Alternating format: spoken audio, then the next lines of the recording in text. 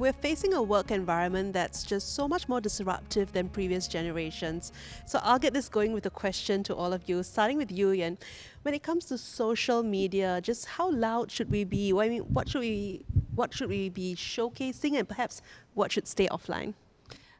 I think we all are familiar with the fact that most social media is very dangerous when you put too much online. It's specific to your profession and to your professional life specifically. Please focus on LinkedIn as your platform, because that's going to be the most used platform for employment, for employability. And LinkedIn, as with any other social media, is a double-edged tool. So please focus your content on something that's going to be relevant to your professional brand. Meaning, what is it that you want people to know about you in terms of your skill sets, your competencies, your experiences, and your achievements? Be a little bit aspirational. So what next? So what are you trying to gun for? Be careful about posting too much on LinkedIn, because there's a lot of humble bragging going on. We don't want too much of that. Oh, I'm so honored. I'm so humbled. I've got this award again. So we want to tone that down just a tad. The other thing I'd like to highlight is the photograph that you choose to put on LinkedIn. Please make sure it is professional, meaning that it needs to be a headshot. You don't want to have a photograph of your entire figure while on holiday. A lot of young people like to put photographs that may show some other message, meaning that, hey, this is your professional page. Why are you on holiday? And at the back of that LinkedIn, there's a banner. There's a space for you to add an image. Please consider using an image that's going to be, again, fairly professional, not something that tells your employer that you are on holiday again. And so there are all these nuances that come out from what you choose to put into LinkedIn. And when you choose to post as well. So you don't want to be posting something during office hours. Then I'm wondering, gosh, this person's quite free, because I happened to stumble upon a timestamp, and the timestamp indicates that you're having a happy hour at 3 p.m. on a Friday. Not a good look. So, consider the optics as well. So there are a lot of little other things that I'd like for you to add. So those of you who are currently employed, your LinkedIn is intended not for job search, right? It's for career acceleration. So you want to start posting thought pieces that can indicate and demonstrate your intellect, your ability to foresee the future, thinking about the trends that's going to impact your marketplace. So these are things that are going to help you find future opportunities as well, because now you're showcasing your ability to grow, your ability to think ahead, your critical skills, all of which are going to be very important. You should absolutely be following organizations that you admire. Potentially one day you'll join them. And then your home feed will be a lot more accurate, because you'd get news from the companies that you're following. Join groups, because then you can share content with like-minded individuals. Don't talk about your chiropractor, unless of course it's relevant to your professional brand. I'd stay off TikTok, Insta, and Snapchats when it comes to your professional brand, unless it is deliberate for your own content creation, relevant to your gig that you might be running, or it's going to be relevant to your work. David, as an employer, what are your views on this? I actually do not stalk my potential employees, so I wouldn't bother that much, but it is important, of course, if it comes across. Okay, so the first thing I would do if you apply for a job is, of course, look at your resume and see your reference. I hope to see companies which I have friends in. I literally will call my friends and be like, hey, so as a friend, is this person good or bad, right? I think the rule of thumb is this, right? Nothing important to say, don't do, right?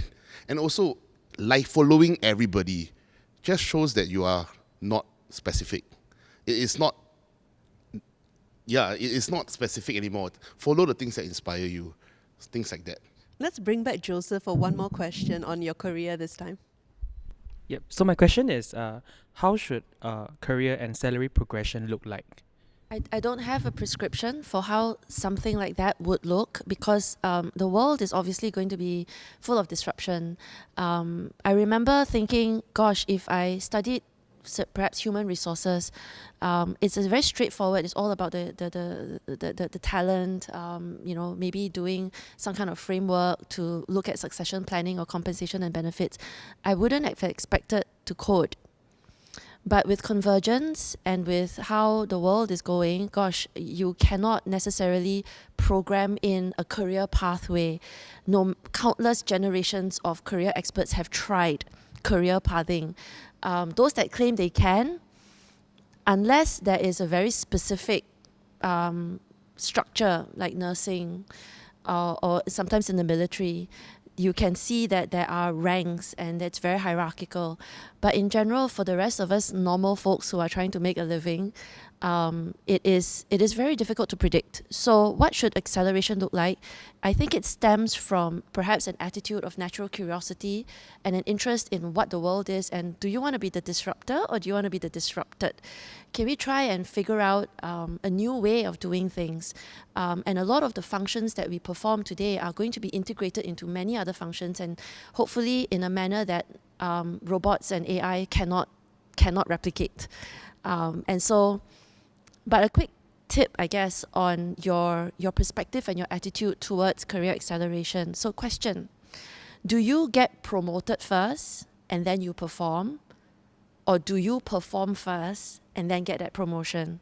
So do you wait for the mandate, or do you start acting the part, doing the things and behaving a certain way? So if you are already thinking a certain way and behaving like the class monitor, you will be the class monitor. So you got to start thinking in terms of if I'm in a corporate environment and I have a team that I'm managing, what else can I do to further the cause of my business unit? How can I improve quality of earnings? How can I improve processes? What else can I think? How can I engage with my team? What else can I do to help the organization make better margins? All of which, with that sort of thinking, is going to enable you to take on new projects, stretch projects, for example. And once you start thinking that way, you start behaving, and with some level of visibility strategies, then your leaders are going to see, gosh, this person's got a lot of potential, and that's the word we're after. So when it comes to the gradient of that curve of growth, with careers, there's an S curve, right? When we start out, it's a gentle gradient, and then maybe once we've established ourselves, we accelerate, and then we kind of reach a plateau. So again, that curve can be reinvented multiple times. And so my tip to you very quickly is to retain a natural curiosity about your industry, about your business, and start thinking as if you were an entrepreneur within your organization, and then that will happen for you. It's a different story, I think, if you were an entrepreneur. It's always, again, going to be looking at what's next, what's going to be hot, how can I diversify my product offerings to the market or the audience that I'm after. So I've heard this advice from quite a few friends and advice on TikTok that you should job hop as much as possible to get the promotion that you want and also the pay increase. So I want to know how whether this is good advice, and to what extent. Of course, not every 3 months, but 2 years, 3 years. Thank you for that. The word job hopping has really negative connotations, yeah, because I guess employers are thinking, gosh, if I hire this person, he's not going to stay. Is it worth the investment of employing such an individual who's going to leave before they become actually productive? So, but very quickly, if you are currently still in university, I don't think it's a bad thing to try as many things as possible. You want to look at your career in terms of what are you building in your career narrative. You don't want to be job hopper, but you could have a flavor of someone who accelerates startups. And startups are going to be short term. That works too. So we're looking for someone who has a clear professional brand, clear value add to the future employer, and whether or not we can be aligned for at least a decent amount of time so that we can make hay while the sun shines. Hi, I'm Byron. I'm 19 this year, a recent IT graduate. As we know that IT graduates enter the workforce later than their peers at university or polytechnic. So my question is this: what can IT graduates do to stay relevant in the industry compared to their counterparts at university or polytechnic? We all start with different journeys, and our starting gate is not always equal. And what I want to emphasize on is skills, because you have a unique set of skills. When you're a Gen Z, you tend to focus on the starting gate, and you might enter the workforce a little bit later, which means that you are slightly behind the curve. But at the same time, right, that doesn't define you. It doesn't define you, because you want to focus on mastering your craft and continue to expand and deepen your skill sets. And when I talk about skill sets, and this is relevant to everyone, when I talk about skill sets, it is not just knowledge and it's not just theory. It is a skill set that you perform within a certain context, within a certain industry domain. And once you master your craft, opportunities will come, and then your curve might start a little bit later, but when you hit that gradient, you're going to be up to par again, and it's going to be just fine.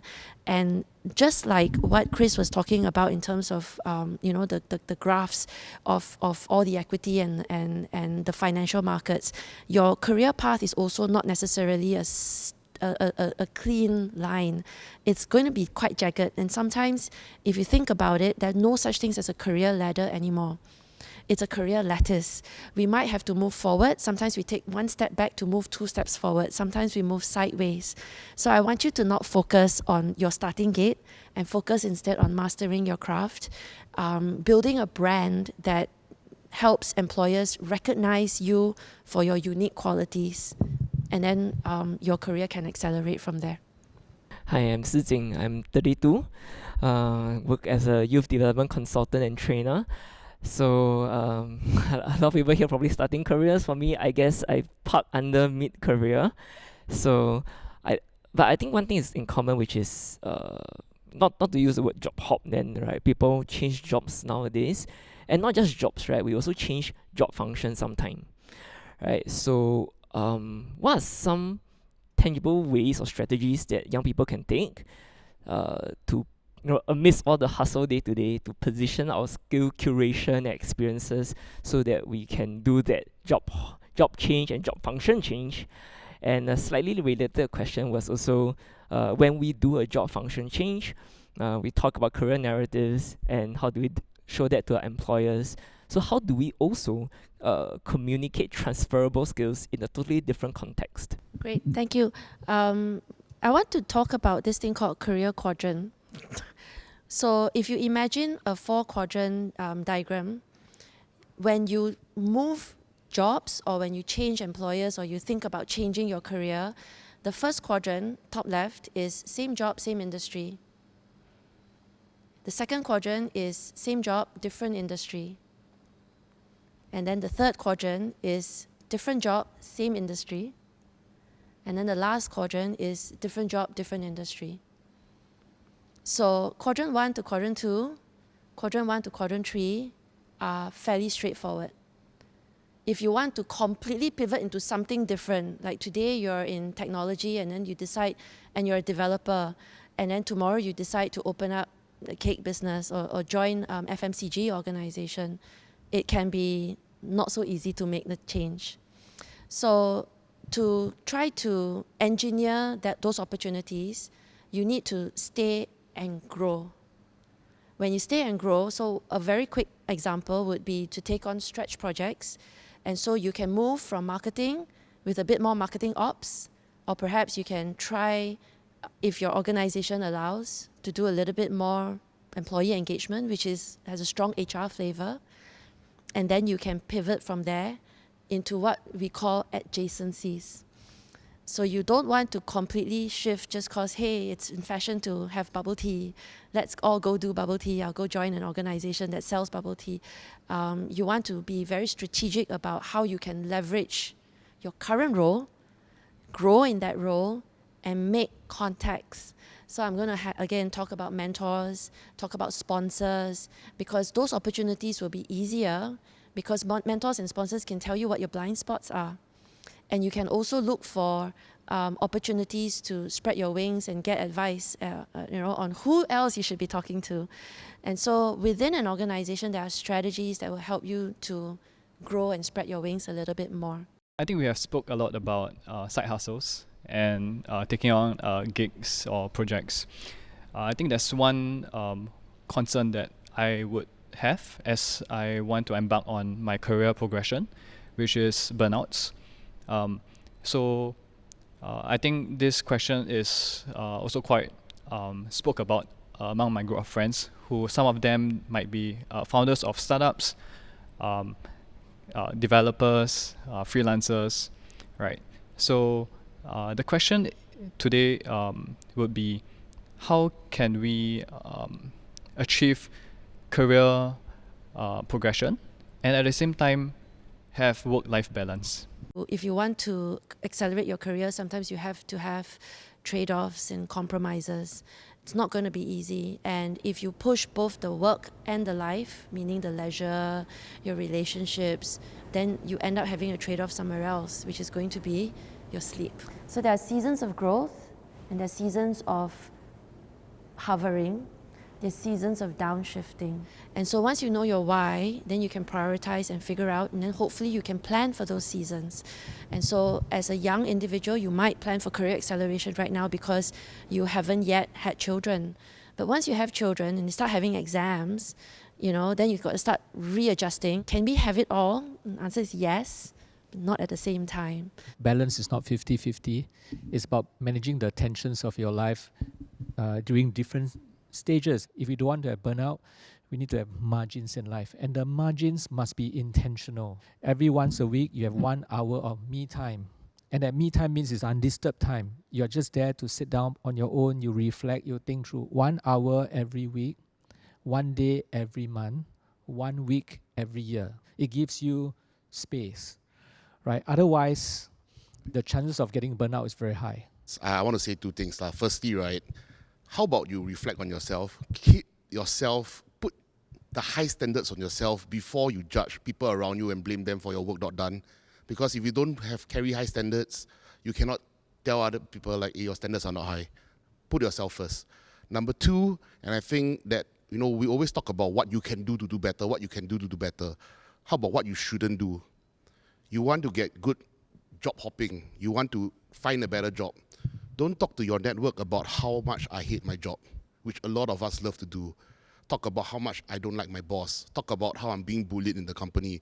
If now my friend told me that and I have a job opening in my company, I won't think of that friend.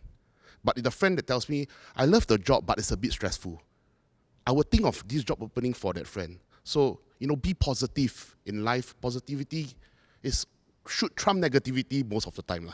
Okay? So keep yourself to high standards and be positive. Don't complain all the time, because your network hears you and will not find you and hate hunt you. On that note, that's a wrap. Thank you, Chris. Thank you, Yen, David. And thank you all of you for being here today.